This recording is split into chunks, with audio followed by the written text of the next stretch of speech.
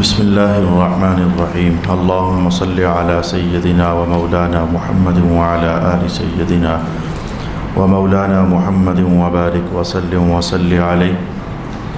عن المسور بن مخرمة رضي الله تعالى عنه أنه عليه الصلاة والسلام قال: فاطمة بضعة مني فمن أغضبها فقد أغضبني، أو كما قال رسول الله صلى الله عليه وآله وسلم.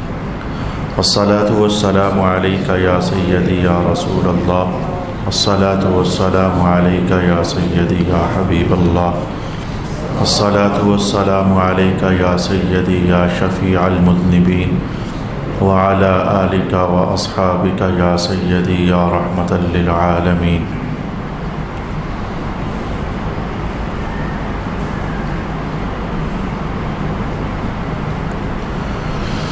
اللہ تعالیٰ کے فضل سے تلاوت کردہ آیت شریفہ پر یعنی قُل لا أسألكم علیہ اجرا الا المودۃ فی القربى، اس بار ہم اللہ تعالیٰ کے فضل اور اس کی رحمت سے جناب سیدہ زہرا پاک کی بارگاہ اقدس میں چند کلمات محبت، چند کلمات ادب، چند کلمات عزت و احترام جو کہ خود رسول پاک علیہ الصلوۃ والسلام نے بھی ارشاد فرمائے ہوئے ہیں پیش کرنے کا ارادہ ہوا ہے۔ آج کی اس نشست میں گزشتہ محفل میں اور گزشتہ جمعۃ المبارک میں تلاوت کردہ حدیث شریف کے بقایا جات میں سے جس قدر ممکن ہوگا آج ہم سیکھنے جا رہے ہیں۔ گزشتہ نشست میں نے 2 احادیث طیبہ کی تلاوت کرتے ہوئے 4 بڑے عنوانات آپ کی خدمت میں تلاوت کیے تھے۔ ایک تو یہ تھا کہ رسول پاک علیہ الصلوۃ والسلام نے ارشاد فرمایا: فاطمۃ بضعۃ منی، میرے جسم کا ٹکڑا ہے، میرے دل کا ٹکڑا ہے، میرے جگر کا ٹکڑا ہے، میرا پارہ جان ہے، کچھ بھی سمجھیے۔ دوسرا جملہ یہ تھا کہ جو ان کو غضبناک کرے گا، جس کسی کے رویے سے جناب زہرا کو غضب اور جلال ہوا تو سمجھو کہ وہ مجھے ہی غضبناک کر رہا ہے۔ تیسرا جملہ یہ تھا جو جناب زہرا کو خوش کرے گا کسی اپنے رویے سے، کسی اپنے معاملے سے، جن پر وہ خوش ہوں گی تو میں بھی ان پر خوش ہوں گا۔ چوتھا جملہ یہ تھا کہ قیامت والے دن سارے نسب منقطع ہو جائیں گے، لیکن جو میرا نسب ہے یہ منقطع نہیں ہوگا، یہ باقی رہنے والا ہے۔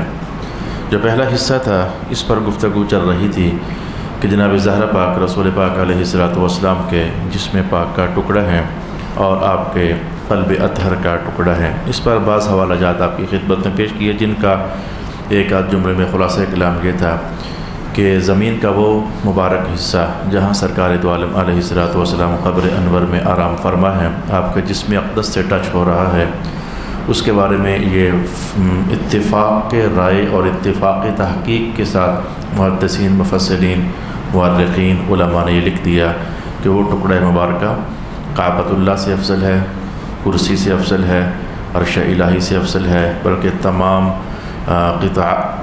قطعات الارض سے افضل ہے، زمین و آسمان سے افضل ہے۔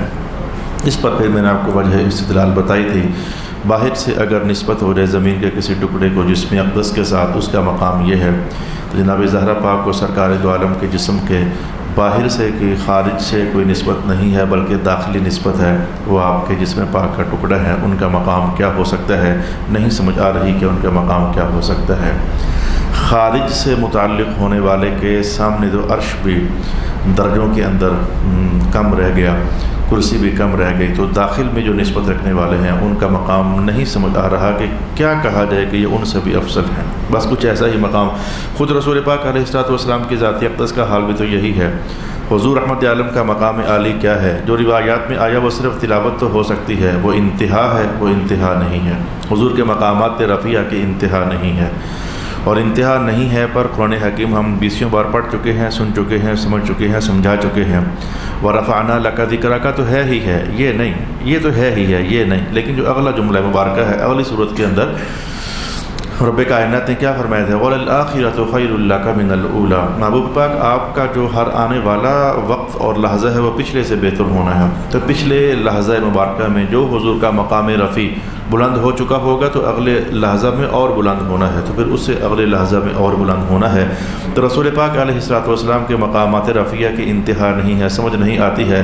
تو جسم پاک کا ٹکڑا ہے تو پھر ان کے بعد متعلق بھی دیکھو، میں صرف یہ نہیں کہہ رہا کہ آپ بھی تو سمجھ رہے ہیں کہ جب زمین کا ٹکڑا عرشوں سے بھی افضل ہو گیا تو پھر آپ جناب زہرا پاک کو کیا کہا جائے کہ وہ کس سے افضل ہے؟ وہ تو قلب اطہر کا ٹکڑا ہے۔ سمجھ آنی چاہیے کہ سمجھ نہیں آ رہی ہمیں آ رہی یہی سمجھ آنی چاہیے کہ سمجھ نہیں آ رہی۔ جناب زہرا کے بارے میں ہم کیا کوئی حد بندی قائم کریں؟ ہو ہی نہیں سکتی ہے۔ آج میں اسی حوالے کو مزید تھوڑا سا آگے لے کر جانا چاہوں گا۔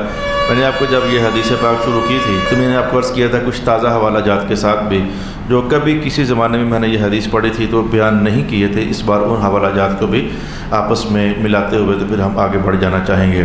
ایک بات تو یہ یاد رکھنے والی ہے کہ علامہ سہیلی نے الروض الانف لکھی تو اس کے اندر آپ نے یہ حوالہ قائم کیا اسی جملے کو دیکھتے ہوئے، حضور پاک کے اسی جملہ مبارکہ کو سمجھتے ہوئے کہ حضور فرما جو رہے ہیں کہ یہ میرے جسم کا، میرے دل کا ٹکڑا ہے۔ تو آپ کے الفاظ یہ ہیں کہ ایک بار جناب ابو بکر سے پوچھا گیا، ابو بکر بن داود سے پوچھا گیا کہ آپ ذرا ارشاد فرمائیں گے کہ فمن افضل خدیجہ ام فاطمہ؟ آپ جناب خدیجہ کو افضل سمجھتے ہیں یا جناب فاطمہ کو افضل سمجھتے ہیں؟ سوال کرنے والے نے بھی باہر کیا ایک مشکل سوال کیا۔ جناب خدیجہ جان امی جان ہیں، ام المؤمنین ہیں، جناب زہرا پاک کی والدہ گرامی ہیں، جناب فاطمہ حضور کی صاحبزادی ہیں اور جناب خدیجہ حضور کی زوجہ محترمہ ہیں۔ تو اب ماں اور بیٹی کے متعلق سوال کیا گیا کہ آپ خدیجہ کو افضل سمجھتے ہیں کہ آپ جناب زہرا کو افضل سمجھتے ہیں؟ تو جناب ابو بکر بن داود نے اس موقع پر، ظاہر ہے کہ ادھر سے جب میں نے آپ کو کیا کہا تھا، کسی موقع پر مجھے بھی کیونکہ مجبوری ہوتی ہے کہ بات کہیں غلط ملت نہ ہو جائے، ایک شے ادھر سے دیکھو تو اس کا مقام اور ہوتا ہے، کسی اور طرف سے دیکھو تو معاملہ ہی کچھ اور ہوتا ہے۔ آپ میں سے کتنے سارے لوگ تقریباً ایسے ہی ہو، آپ کسی کے باپ بنے بیٹھے ہو، کسی کے بیٹے ہو۔ اب جب آپ اپنے باپ کے سامنے ہو گئے تو پھر باپ ہونے کی حیثیت سے تو وہ جناب افضل ہوں گے آپ کے والد، اور جب آپ اپنے بچوں کے سامنے ہو گئے تو پھر تو آپ کا مقام ہی بنتا ہے۔ تو ٹھیک ہے کہ جناب خدیجہ افضل ہیں، اماں جان ہیں، ماں ہونے کے ناطے ماں تو ماں ہی ہے، لیکن جناب ابو بکر نے کہا کہ بات یہ ہے کہ ایک قول حضور کا ایسا ہے کہ جو جناب خدیجہ کے لیے نہیں ہے ان کی صاحب زادی والا شان کے لیے ہے۔ تو لہذا جب وہ قول میں دیکھتا ہوں نا جس میں حضور نے یہ فرمایا کہ یہ تو ہمارے دل کا ٹکڑا ہے، یہ تو ہمارے جگر کا ٹکڑا ہے، یہ تو ہماری جان کا ٹکڑا ہے، تو یہ کلام حضور کا جناب خدیجہ کے لیے نہیں ہے۔ تو اب کہتے ہیں کہ ان رسول اللہ قال ان فاطمہ بضعۃ منی فلا اعدل ببضعۃ من رسول اللہ احدا۔ ہم حضور کے دل کے ٹکڑے کے برابر کسی اور کو نہیں جانتے ہیں، یعنی اس جہت سے کہ حضور کے قلب اطہر کا ٹکڑا ہے جناب زہرا پاک کو افضل قرار دیا گیا۔ اور یہ ایک حوالے کے ساتھ میں نے کلام آپ کے ساتھ سامنے کیا، اور امام مالک رحمہ اللہ بھی یہی کلام، اور الفاظ کی کمی زیادتی ہے لیکن آپ بھی امام مالک بھی یہی استدلال فرمایا کرتے تھے۔ جناب امام مالک کا جو قول ہے وہ قاضی ثناء اللہ پانی پتی نے نقل فرمایا ہے، بطور برکت تلاوت کر دیتا ہوں لیکن مضمون مفہوم کلام ایک ہی ہے۔ یقتضی فضل فاطمہ علی جمیع الرجال والنساء کما قال مالک لا نعدل ببضعۃ رسول اللہ احدا۔ البتہ ایک جملے کا اضافہ ہے اس میں، قاضی ثناء اللہ پانی پتی فرماتے ہیں کہ اس حدیث پاک کا تقاضا تو یہ بنتا ہے کہ جناب زہرا پاک سرکار دو عالم علیہ الصلوۃ والسلام کی تمام ازواج مطہرات سے بھی افضل ہیں، کیونکہ کوئی بھی زوجہ محترمہ دل کا ٹکڑا تو نہیں ہے، دل کی محبت اور شے ہے لیکن دل کا ٹکڑا تو نہیں ہے، جسم پاک کا ٹکڑا تو نہیں ہے، اور تمام مردوں سے افضل ہے، یہاں تک کہ خلفائے راشدین سے بھی اس جہت سے افضل ہیں کہ کوئی خلیفہ راشد بھی بہت بلندیوں کے مالک ہونے کے باوجود، بہت رتبوں کے مالک ہونے کے باوجود، جنت والے ہونے کے باوجود کسی کو یہ نسبت تو حاصل نہیں ہے، حتیٰ کہ جناب علی المرتضیٰ کے لیے بھی تو حضور نے یہ قول تو نہیں کیا یہ میرے جگر کا ٹکڑا ہے، یہ جگر کا ٹکڑا جو ہے یہ صرف جناب زہرا پاک کے لیے رسول پاک علیہ الصلوۃ والسلام نے ارشاد فرمایا ہوا ہے۔ تو امام مالک فرماتے ہوتے تھے لا نعدل، ہم حضور کے دل کے ٹکڑے کے برابر کسی کو بھی نہیں سمجھ سکتے ہیں، ہماری اپنی مجبوریاں ہے، کیا کہیں، کس کو کہیں کہ یہ حضور سے افضل ہے، کس کو کہیں، کوئی کسی کے متعلق بھی نہیں کہہ سکتے۔ تو جیسے کسی کو ہم حضور سے افضل نہیں کہہ سکتے ہیں تو حضور کے دل کے ٹکڑے سے بھی افضل تو نہیں کہہ سکتے ہیں۔ یہ دوسرا حوالہ امام مالک رحمۃ اللہ تعالیٰ علیہ کا تھا۔ ایک تیسرا حوالہ ہے اس کے اندر، وہ حوالہ سید محمود آلوسی کا ہے، اس میں کلمات اس سے بھی زیادہ وضاحت کے ساتھ ارشاد فرمائے ہوئے ہیں، لیکن عنوان اس کا بھی یہی ہے، یعنی عنوان اس کا بھی یہی ہے کہ جناب امام آلوسی مفسر شہیر ارشاد فرماتے ہیں کہ سرکار دو عالم علیہ السلام کے قلب اطہر کے ٹکڑے کے برابر ہم کسی کو نہیں جانتے ہیں، یہاں تک کہ خلفائے راشدین کو بھی نہیں جانتے ہیں۔ خلفائے راشدین کی عظمتیں اپنے مقام پر الگ ہیں، وہ اور جہتوں سے ہیں، ان کی برکات اپنے مقام پر الگ ہیں، وہ اور جہتوں سے ہیں۔ آپ محسوس کر رہے ہیں کہ چونکہ ہم اہل سنت ہیں، ہم اہل سنت کے نزدیک حضور کی ہر نسبت بڑی احترام والی ہے، بڑی قدر والی ہے، حضور کے صحابہ بڑی عزت والے ہیں، احترام والے ہیں۔ کوئی ایسا جملہ ہمارے منہ سے نکل جائے تو ڈر لگتا ہے کہ کہیں ایسا نہ ہو کہ وہ پاک بارگاہیں ہم سے ناراض ہو جائیں۔ ہر پاک بارگاہ کی نسبت تو آخر رسول پاک علیہ السلام ہی کی ہے، اس لیے اس درجے والے بزرگوں کے لیے بھی بڑے ڈر ڈر کر لفظ بولنے پڑتے ہیں، اور جناب زہرا پاک کے بارے میں بڑے ڈر ڈر کر الفاظ بولنے پڑتے ہیں۔ مقام ان کا اپنے مقام پر مسلم، لیکن حضور کے اس جملے نے علم کی دنیا کے اندر ایک ہلچل مچا کے رکھی ہوئی ہے کہ جو فاطمہ ہے یہ تو ہمارے جگر کا ٹکڑا ہے۔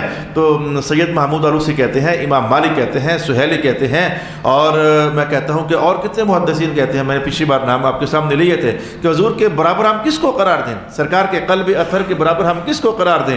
ہماری زبان رکتی ہے، ہمارے قلم رکتے ہیں کہ کسی کو برابر قرار نہیں دے سکتے۔ بار بار یہی علم کی آواز آتی ہے، جناب زہرا پاک اس حیثیت میں تو سب سے آگے تشریف لے جا چکی ہیں، اس حیثیت سے کہ قلب اطہر کا ٹکڑا ہے، یہ صحابہ سے بھی فوق ہو گئی، امہات المؤمنین سے بھی مقام فائق پر فائز کر دیا رب کائنات جناب زہرا پاک کو رضی اللہ تعالی عنہا۔ اب اس حوالے سے میں ایک بار آپ کو ایک حدیث بتائی تھی، آج میں دو حدیث بیان کرنا چاہوں گا کہ رسول پاک علیہ السلام نے دو مختلف مقامات پر اسی کلام کی، اب میں چاہوں تو شاید میں کہوں کہ حضور رحمۃ اللہ نے خود ارادتاً ایسا اہتمام کیا، یا مجھے پتہ نہیں ہے کہ ارادتاً ایسا اہتمام کیا یا پھر خدائی اہتمام تھا کہ زبان اقدس سے کبھی یہ کلام نکلا تھا رسول پاک علیہ السلام کی، اور زبان اقدس سے کبھی یہ کلام نکلا تھا۔ چاہو تو کہہ لو، ہمیں پتہ نہیں ہے کہ حضور نے اپنے ارادہ مبارکہ سے یہ کلام کیے تھے، اور چاہو تو یہ کہہ لو کہ اللہ کے ارادے سے کلام کیے تھے۔ باتیں دونوں حالانکہ غلط نہیں ہیں، رب کائنات نے فرمایا ہوا ہے کہ جب محبوب جب بھی بولتے ہیں تو ہم فرماتے ہیں تو بولتے ہیں، بات دونوں میں سے مشکل کوئی بھی نہیں ہے، لیکن دو الگ الگ کلام میں آپ کی خدمت میں عرض کرنا چاہتا ہوں۔ ایک میں نے تھا، اور وہ کلام یہ تھا کہ جب جناب ابو لبابہ رضی اللہ تعالی عنہ نے، صحابی رسول ہیں، واقعہ پیش آ گیا تھا، اس واقعے کی طرف جانا اس وقت ہمارا عنوان اور وقت جو ہے وہ قلت کا تقاضا ہے کہ ہم عنوان ہی کی طرف بڑھیں۔ جناب ابو لبابہ سے کچھ واقعہ ہو گیا تھا، وہ سیرت کی کتابوں میں پڑھا جا سکتا ہے۔ تو آپ نے اپنے آپ کو خود ہی اپنے آپ پر گرفت کرتے ہوئے کہ یہ جو ہوا اچھا نہیں ہوا، آپ نے اپنے آپ کو مسجد نبوی کے ستونوں میں سے ایک ستون کے ساتھ باندھ لیا، اور ساتھ ہی یہ قسم اٹھا لی کہ میں خود نہیں کھلوں گا، بس میرے حضور آ کر مجھے کھولیں گے تو بس میں وہی کھلوں گا۔ اور ارادہ آپ کا یہ تھا جب حضور کھولیں گے تو حضور کا کھولنا دلیل ہوگی کہ معافی قبول ہو گئی ہے، جو حضور کا کھولنا یا دلیل ہوگی کہ جو عذر ہوا ہے اللہ تعالیٰ مجھے معاف کر دے گا۔ تو آپ نے قسم اٹھائی کہ میں اپنے آپ کو نہیں کھولوں گا، بس پلر کے ساتھ میں اپنے آپ کو باندھے رکھوں گا۔ آپ نے باندھ تو لیا، اب وقت گزر رہا تھا، لیکن جناب رسول پاک علیہ السلام کی طرف سے ابھی تک کھولنے کا اہتمام نہیں ہو رہا تھا۔ جناب زہرا پاک کی توجہ ہوئی تو آپ نے کہا کہ میں ان کو کھول دیتی ہوں۔ آپ ان کو کھولنے کے لیے گھر پاک سے باہر تشریف لائیں، اور مسجد نبوی شریف میں آپ ان کی رسیوں کو جب کھولنے لگیں تو انہوں نے آگے سے یہ عرض کر دی کہ شہزادی کونین میں کیا کروں، میں نے قسم اٹھائی ہے کہ حضور مجھے کھولیں گے تو میں کھولوں گا، میں نہیں کھولنا چاہتا۔ تو آپ کی محبتیں، آپ کی شفقتیں بڑا معنی رکھتی ہیں، لیکن میرے وہ قسم کا کیا ہوگا کہ مجھے حضور کھولیں، تو لہذا آپ دیکھ لیں، پھر حضور ہی کو کھولنے دیں۔ تو جناب زہرا وہیں سے واپس تشریف لے گئیں۔ اس واقعہ کی اطلاع رسول پاک صلی اللہ علیہ وآلہ وسلم کو ہوئی کہ انہوں نے قسم اٹھائی تھی کہ حضور کھولیں گے، تو پھر میں نے تو ابھی تک کھولا نہیں تھا، تو جناب زہرا چلی گئی ہیں کھولنے کے لیے، تو انہوں نے کہا کہ مجھے حضور کھولنے کے یہ قسم میں نے اٹھائی ہوئی ہے، پھر نہیں کھلنے کا واقعہ پیش آیا۔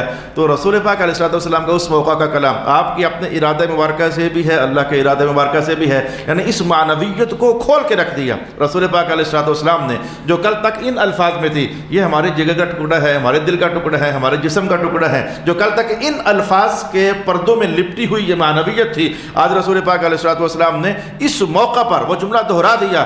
فاطمہ کھول دیتی اور یہ کھل جاتے تو کیا تھا، وہ میرا ہی جسم کا ٹکڑا ہی تو تھی، معنی یہ تھا وہ کھل جاتے، یہ کھول دیتی تو ایسے ہی تھا جیسے میں نے کھول دیا، کوئی بیگانگی تھوڑی تھی، اپنا یہ تھی، وہ ہم تھے ہم وہ تھے، تو مطلب کہ ہمارے جسم کا ٹکڑا تھی، یعنی اس معنویت کو بہت کھول کے رکھ دیا رسول پاک صلی اللہ علیہ وآلہ وسلم نے۔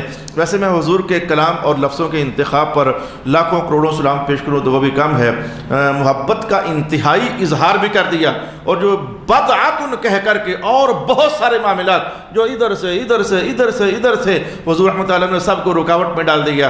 یعنی حضور نے عینیت کا قول نہیں کیا. عینیت یہ میرا عین ہے، یعنی یہ قول حضور رحمۃ اللہ علیہ نے ارشاد نہ کیا. کہا یہ جو ہم ہیں نا یہ ہمارا ہی اجزاء میں سے ایک جز ہے. سبحان اللہ سبحان اللہ سبحان اللہ. میں کہتا ہوں ایسا اہتمام تو رسول پاک علیہ السلام کرتے ہی رہتے ہوتے تھے. ایک میں ادھر کی مثال پیش کروں گا تو پھر شاید میرا یہ جملہ جو میں کہنے جا رہا ہوں مجھے امید ہے کہ وہ ذہنوں میں سکون پیدا کرے گا.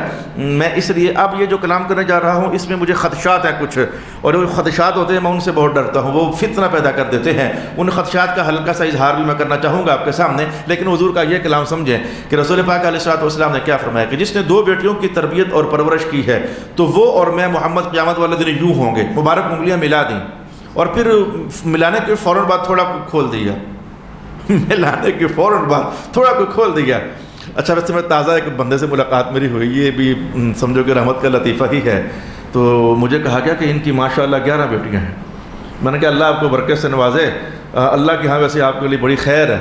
تو کہنے لگے کیا خیر ہے؟ میں نے کہا حضور نے تو 2 بیٹیوں کے متعلق فرما دیا کہ جن کی 2 بیٹیاں جس نے پالی ہوں گی اچھے طریقے سے وہ قیامت والے دن میرے قریب ہوگا. یار آپ نے تو 5 بار 2 پالی ہیں تو 6ٹھی بار ایک اور بیٹی، 11 بیٹی ہے. آپ تو بڑا قریب ہو رسول پاک علیہ السلام کے. آزمائش ہے، حضور نے بیٹیوں کو آزمائش بھی قرار دیا ہوا ہے. اچھا تو انگلیاں ملائیں، مانا یہ تھا کہ قیامت کو جدھر میں تو ادھر ہی وہ. ساتھ ہی حضور نے انگلیاں کھولیں ایک آنے والا خدشہ ختم کرنے کے لیے.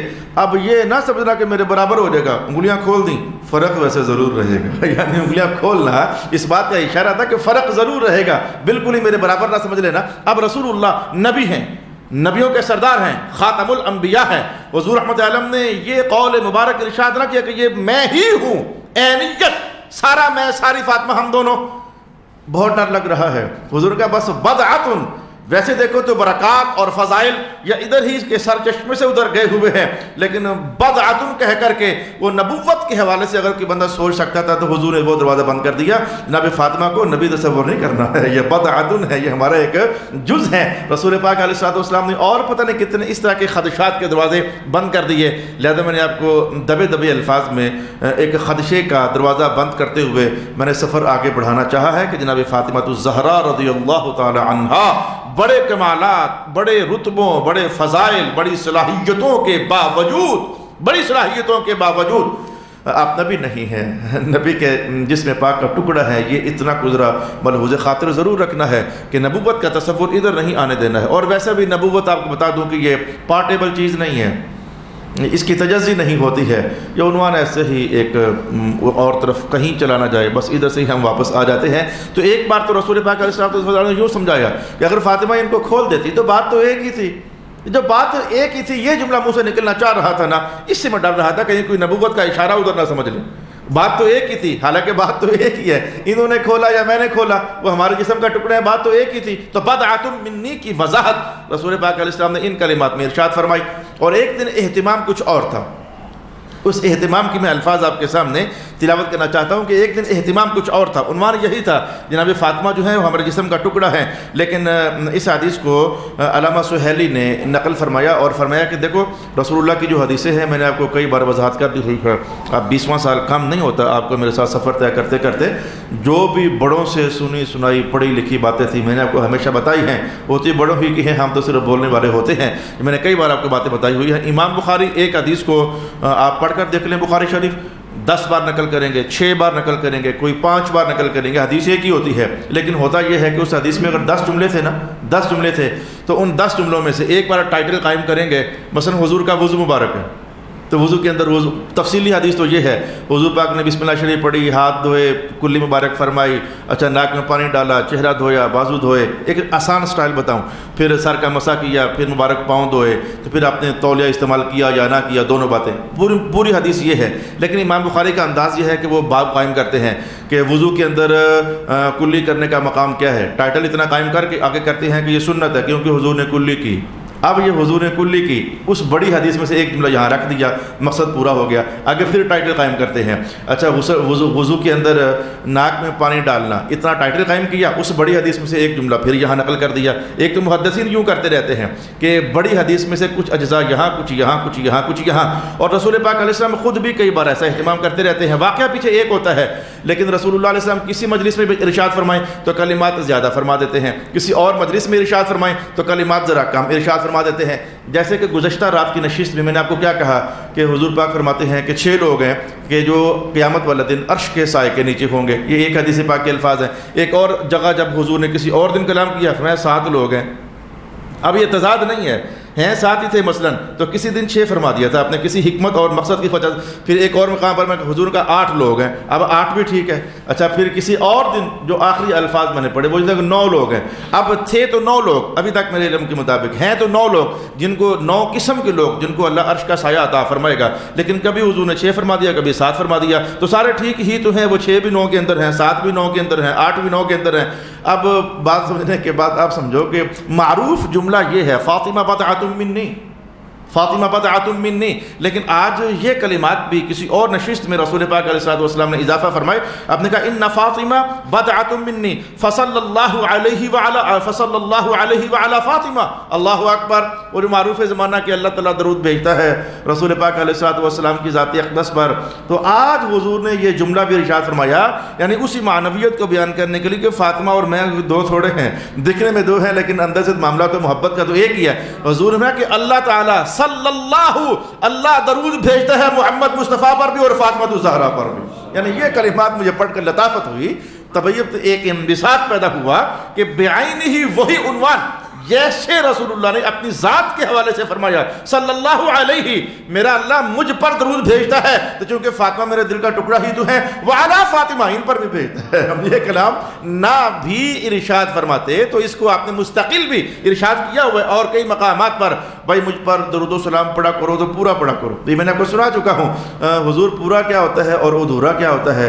میں مجھ پر پڑھو اور میری آل کو درمیان سے نکال دو, یہ ادھورا ہے. مجھ پر پڑھو میری آل کو شامل کرو, یہ پورا ہے. یہ حکم آ چکا تھا لیکن پھر بھی رسول پاک علیہ السلام نے آج نہ جانے انہی وضاحتوں کے لیے یا کچھ اور عنوانات تھے آپ کے خیال اقدس میں جن کی وضاحتوں کے لیے فرما دیا کہ صلی اللہ علیہ وعلی فاطمہ, میرا رب مجھ پر بھی درود بھیجتا ہے, میری بیٹی زہرا پر بھی درود بھیجتا ہے. صلی اللہ علی حبیبہ محمد وعلی آلہ واصحابہ اجمعین. میں آج تو خیر نہیں, شاید مجھے اس پر وقت کہیں زیادہ نہ لگ جائے, لیکن میں آپ کی توجہ لگانے لگا ہوں. بڑے زمانوں تک یہ کئی لوگوں کے دل میں خیال آتا رہتا ہے کہ رسول پاک علیہ الصلوۃ والسلام کی تو اور بھی صاحبزادیاں والا شان ہیں, سب حضور ہی کا فیض ہے. تو جناب زہرا کے لیے اس قدر مقامات, اس قدر فضائل, یہ اس کے پیچھے راز کیا ہے؟ یعنی اس قدر حضور نے کلام اپنی دیگر صاحبزادیوں کے لیے ارشاد نہیں فرمایا جس قدر کلام رسول پاک علیہ السلام نے جناب زہرا کے لیے ارشاد فرمایا. یہ انشاءاللہ العزیز اس پر بھی کسی نشست میں ہم نے کلام جاننا ہے. میں نے کہا تھا کہ ہمیں وہ اس بات سے غرض نہیں ہے کہ تقریر ہوئی ہے کہ نہیں, لگی ہے کہ نہیں لگی, واہ واہ ہوئی ہے کہ نہیں, اس سے غرض نہیں ہے. ہمارا عنوان باقاعدہ آیا ہوا ہے, اس آیت پر ہم پہنچے ہوئے ہیں اور ادھر سے اتفاق سے ایسا ہو چکا. اچھا نہیں ہوا لیکن میں کہتا ہوں اچھا بھی ہوا, اچھا نہیں ہوا لیکن میں کہتا ہوں اچھا بھی ہوا.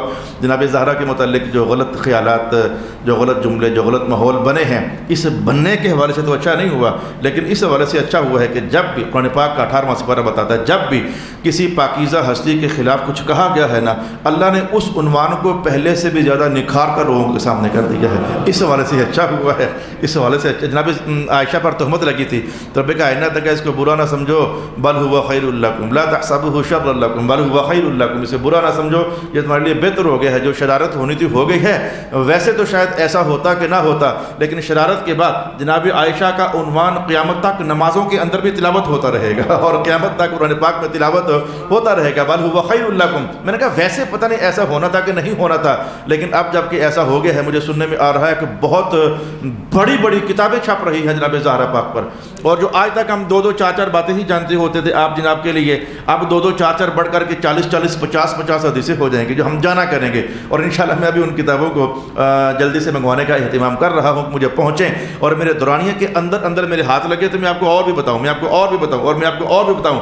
جو ہوا ابتدا کے حساب سے تو اچھا نہیں ہوا, فضا اچھی خاصی خراب ہوئی ہے, لیکن انتہا کے اعتبار سے بڑا اچھا ہوا ہے, انتہا کے اعتبار سے بڑا اچھا ہوا ہے کہ اب اس کے اندر مزید علم میں اضافہ ہوگا, مزید اعتقادی فضا جو ہے وہ بحال ہوگی, مزید محبتوں کے رنگ نکھریں گے. میں کہتا ہوں مزید فضاؤں میں رحمتیں بکھریں گے انشاءاللہ العزیز. تو رسول پاک علیہ الصلوۃ والسلام نے ارشاد ہے کہ فاطمہ بضعۃ منی فصلی اللہ علیہ وعلی فاطمہ او کما قال رسول اللہ صلی اللہ وآلہ وسلم، ایک جملے پر مجھے جتنا کچھ کہنا تھا، فاطمہ میرے جسم کا ٹکڑا ہے، میں نے کہہ دیا، جو مجھے میسر ہوا آج تک میں نے آپ کی خدمت میں عرض کر دیا ہے۔ حدیث کا جملہ نمبر 2، فمن ابغضها فقد ابغضنی، جس نے ان کو غضب میں ڈالا، کچھ ایسا کیا کہ غضب میں ڈالا، تو سمجھ جاؤ کہ اس نے پھر مجھے ہی غضب میں ڈالا ہے صلی اللہ علیہ وسلم۔ میں آپ کو بھائی میرے بتانا چاہتا ہوں کہ ہمارے اکابر میں، صحابہ میں اس جملے کے متعلق کتنے تحفظات تھے، کتنے ڈر تھے، کتنے خوف تھے۔ آپ سمجھیں گے تو میرا خیال ہے کہ آپ اور میں بہت ہی زیادہ ڈر کے بارے محتاط ہو جائیں گے۔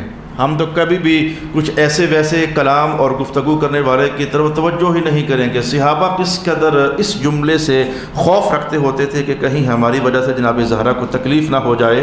میں اس کے لیے آپ کو یہی بتانا چاہوں گا، جو میں نے حدیث پہلی تلاوت کی ہوئی ہے آپ کے لیے، اس حدیث کے راوی ہیں جناب مسور بن مخرمہ رضی اللہ تعالیٰ عنہ، صحابی رسول ہے۔ تو جناب مسور بن مخرمہ جو ہیں، آپ کی ایک صاحبزادی والا شان تھی، تو وہ ماشاءاللہ شادی کی عمر کو جا پہنچے۔ مسور بن مخرمہ کی صاحبزادی والا شان شادی کی عمر کو جا پہنچے۔ تو امام حسن پاک اور امام حسین پاک دو بھائی ہیں، تو امام حسن پاک کے صاحبزادے تھے، ان کا اسم گرامی بھی حسن ہی تھا۔ امام حسن کے صاحبزادے، ان کا نام گرامی بھی جناب حسن ہی تھا۔ تو جناب حسن کی شادی حالانکہ ہو چکی تھی، کس کے ساتھ؟ جناب فاطمہ کے ساتھ۔ جناب فاطمہ کون ہے؟ جناب حسین پاک کی صاحبزادی والا شان، یعنی اپنی کزن کے ساتھ ان کی شادی ہو چکی تھی۔ جناب حسن پاک کی شادی جناب حسین پاک کی بیٹی جناب فاطمہ کے ساتھ شادی ان کی ہو چکی تھی، اور شادی چل رہی تھی، لیکن اللہ رب العالمین نے کیونکہ ایک سے زیادہ تزوجات کی اجازت ارشاد فرمائی ہے، تو ماحول میں کہیں ایسا کہ جناب حسن کے دل میں اللہ کی طرف سے خیال ہوا کہ ہمیں ایک شادی اور کرنی ہے، تو اس شادی اور کرنی ہے کے حوالے سے جو انتخاب ہوا وہ جناب مسورہ کے گھر کا ہوا، اور کہا کہ جناب مسور کے کہاں آپ نے پیغام بھجوا دیا کہ ہم شادی کرنا چاہتے ہیں، اور شادی بھی جیسے رشتے لین دین ہوتا ہے پیغام بھجوایا جاتا ہے، تو آپ کی صاحبزادی والا کے شان کے ساتھ شادی کرنا چاہتے ہیں۔ تو حضرت مسور چونکہ خود اس حدیث کے راوی ہیں، ان کی خوف زدگی، ان کے آداب، ان کی طرف سے تعظیم، ان کی طرف سے وہ پریشانیاں کہ کہیں ایسا نہ ہو جائے کہ جناب زہرا ناراض ہو جائیں، یہ سارے اندر کے تحفظات، خدشات، خوف۔ آپ نے کہا کہ جناب حسن بن حسن کو میری طرف سے عرض کر دیں کہ میں عشاء کی نماز مسجد نبوی کے اندر پڑھوں گا، تو آپ بھی ادھر تشریف لائیے گا، تو ادھر ملاقات ہوگی۔ ملاقات کا وقت طے پا گیا، اب عشاء کی نماز کے لیے تشریف فرما ہو گئے۔ جناب حسن بھی تشریف لے آئے، حسن کے صاحبزادے حسن، اور جناب مسور بھی تشریف لے آئے، اور آ کر کے ملاقات اسلام دعا ہوئی۔ تو ان کلمات میں آپ کے وہ جو بیان ہے میں آپ کے سامنے لانا چاہتا ہوں، کس جملے کی وضاحت میں بول رہا ہوں کہ صحابہ کس قدر ڈرے ہوئے تھے کہ کہیں زہرا پاک کو تکلیف نہ ہو جائے ہم سے، کس قدر ڈرے ہوئے تھے۔ تو آپ نے یہاں سے کلام شروع کیا کہ اللہ تعالیٰ کی حمد بیان کی، رسول پاک علیہ الصلوۃ والسلام پر درود و سلام بیان کیا، اور پھر یہ حدیث پڑھی جو ابھی آپ پڑھ چکا ہوں کہ حضور پاک نے تو آپ کی جدہ محترمہ کے لیے فرمایا تھا کہ جس نے ان کو ناراض کیا اس نے ہمیں ناراض کیا۔ یہ ساری حدیثیں تلاوت کرنے کے بعد پھر آپ نے کہا کہ آپ کا مقام یہ ہے کہ آپ کے ساتھ کوئی بندہ اپنی بیٹی بیاہ دے، اس سے زیادہ کمال ہو نہیں سکتا کسی کے لیے۔ آپ کے ہاں ہمارا سسرالی رشتہ قائم ہو جائے، اس سے زیادہ عزت کسی کی ہو نہیں سکتی ہے۔ آپ کے نسب سے بڑا کوئی نسب نہیں، آپ کے ازدواجی تعلق سے بڑا کوئی ازدواجی تعلق نہیں ہے، اور آپ کے ساتھ بیٹی بیاہی جائے، اس سے اور شرف و کمال کی زیادہ کیا بات ہو سکتی ہے؟ کوئی بات نہیں ہے۔ لیکن بات یہ ہے کہ جناب حسن بن علی، میں نے رسول پاک علیہ السلام کا یہ کلام سنا ہے کہ حضور نے فرمایا ہے کہ جس نے میری بیٹی کو ناراض کیا تو اسے مجھے ناراض کیا، اب میں بیٹی دے دوں، یہ میرے لیے بڑے بخت کی بات ہے، بڑے مقدر کی بات ہے۔ لیکن آپ جناب کے نکاح میں ایک اور فاطمہ ہے جو بڑی فاطمہ کی صاحبزادے کی صاحبزادی ہیں، یعنی ان کی پوتی محترمہ ہے، آپ کے نکاح میں وہ ہے، اب میری بیٹی بھی نکاح میں آئے گی، وہ بھی تربیت یافتہ خاندان نبوت کی ہے، اور یہ بھی تربیت یافتہ حضور کے فیضان صحابہ کی ہے، اب یہ بھی تربیت میں ہے، وہ بھی تربیت میں ہے۔ لیکن اگر کبھی، یہ جملے میرے ہیں، میں آپ کو بتا رہا ہوں، اگر کبھی ایسا بھی ہوا ہے کہ حضور کی ازواج میں بھی کبھی کبھی محبت نے موج ماری ہے، ایک کی محبت دوسرے پر غالب آتے ہوئے اس کو ہٹانا چاہا ہے، بس ہمارے پاس محتاط الفاظ یہی ہیں، تو جو دو بیویاں ایک حرم میں آ جائیں، جو سوکن ہونے کا رشتہ ہوتا ہے، ایک بیوی محبت میں چاہتے کہ میرا خاوند مجھے رغبت زیادہ دے، دوسری چاہتے ہیں مجھے رغبت زیادہ دے، تو اگر میری بیٹی آپ کے گھر میں اس وقت آ جاتی ہے تو وہ جو سوکن ہونے کا ایک نیا رشتہ ان دونوں کا آپس میں قائم ہوگا۔ اگر کبھی میری بیٹی سے کچھ ایسا ہو گیا جس سے ان کے آپ کی پہلی جو زوجہ ہے ان کے قلب اطہر پر کچھ ہوا، تو ڈر مجھے یہ لگتا ہے کہ ان کی امی جی بڑی فاطمہ کہیں ناراض نہ ہو جائے۔ اللہ اکبر، اللہ اکبر۔ میں نے کافی کھول کر کے الفاظ کہنا چاہے ہیں، مقصد سمجھ آئے کہ میری بیٹی کے آپ کے حرم میں جانے پر جتنا میرا مقام اور بڑھ جانا ہے، جتنی میری شرافت اور بڑھ جانی ہے، اللہ کے ہاں جتنا میں نے معزز اور ہو جانا ہے، جیسے یہ بہت زیادہ ہے نا، تو ایسے ہی اگر ناراضگی ہو گئی، مجھے ڈر لگتا ہے کہ حضور نے فرمایا تھا کہ جس کی وجہ سے میری بیٹی فاطمہ کو تکلیف پہنچی تو وہ تکلیف مجھے ہی دے رہا ہے۔ میں نہیں چاہتا ہوں کہ میری بیٹی کی وجہ سے آپ کی پہلی زوجہ فاطمہ کی بیٹی فاطمہ پوتی ان کو تکلیف پہنچے، یہ تکلیف جناب فاطمہ تک پہنچے اور وہاں سے رسول اللہ تک پہنچے۔ میں جب یہ دیکھتا ہوں تو بہت ڈر جاتا ہوں۔ اللہ اکبر، اللہ اکبر۔ یہ تھا صحابہ کا احترام، یہ تھا صحابہ کا سمجھنا۔ اس پر بعض علماء نے یہ کلام بولا ہے اور ان کا حق بنتا ہے کہ صحابہ تو ایک خوشی کے مقام میں بھی کہیں غمی نہ بن جائے، ڈرتے تھے، اس خوشی کو چھوڑ دیتے تھے، مقام شرف کو بھی چھوڑ دیتے تھے، کہیں اس مقام شرف کو حاصل کرتے کرتے ایسا نہ ہو جائے کہ جناب بڑی زہرا پاک ناراض ہو جائیں۔ تو انہوں نے کہا کہ وقال بعضهم ان كل من وقع منهم في حق فاطمہ شيء فتعزت به فالنبي يتعزى به ولا شيء اعظم من ادخال الاذى عليها من قبل ولدها۔ تو پھر اس نے جناب زہرا کو کتنا غمناک کیا ہوگا جس نے شہزادہ حسین پاک کو شہید کر دیا ہوگا، اس نے کتنا غمناک کیا ہوگا۔ یہاں تو شادیوں کے لین دین میں ڈر لگ رہا ہے کہ کہیں کوئی اونچ نیچ نہ ہو جائے، تو جس نے شہزادہ گلگوں کو شہید کر دیا، ان کے پورے کنبے کو تہہ تیغ کر دیا، خیموں کو آگ لگائی، تو پھر انہوں نے کتنا کو اذیت ناک کیا ہوگا جناب زہرا کو، اور پھر ان پر کتنے ناراض ہوئے ہوں گے۔ رسول پاک صلی اللہ علیہ وآلہ وسلم سونے بات یہ ہے کہ اللہ سے ڈرو، اللہ سے ڈرو۔ ہمارے ماحول میں حضور نے فرمایا تھا کہ ہر آنے والا دن زیادہ فتنے لے کر آئے گا۔ جو میرے پرانے دوست ان کو بتاتا رہتا ہوں کہ آج جہاں ہو آنے والے حالات اور مشکل ہونے والے ہیں۔ یہ مولانا صاحب کی غیب کی خبر نہیں ہے، حضور کا فرمان عالی شان ہے۔